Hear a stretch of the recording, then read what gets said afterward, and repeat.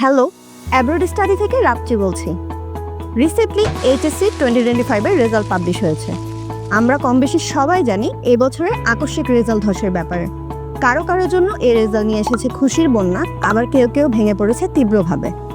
আজকের ভিডিওটি আমি তাদের জন্যই করছি যারা ভাবছো সব শেষ হয়ে গেছে। আসলেই কি তাই? সব কি আসলে শেষ হয়ে গেছে? একটি একাডেমিক রেজাল্ট কখনোই তোমার লাইফের দ্য এন্ড পয়েন্ট হতে পারে না। তোমরাও অবশ্যই পারবে ঘুরে দাঁড়াতে, তবে তার জন্য দরকার স্ট্রিক্ট প্ল্যানিং, থাকতে হবে তোমার ডেডিকেশন আর কনফিডেন্স, আর প্রয়োজন পড়বে প্রপার ইনফরমেশন আর সুইটেবল গাইডলাইনের।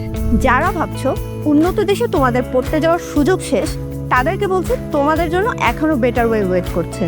তোমাদের মতো লাইফে হঠাৎ হোঁচট খেয়ে যাওয়া স্টুডেন্টদের জন্য ইউকে দিচ্ছে গোল্ডেন অপরচুনিটি। তোমরা এসএসসি রেজাল্ট দিয়েই লেভেল 3 এবং লেভেল 5 একাডেমিক কোর্স কমপ্লিট করে ইউকেতে হাই স্টাডি পারসিউ করতে পারবে।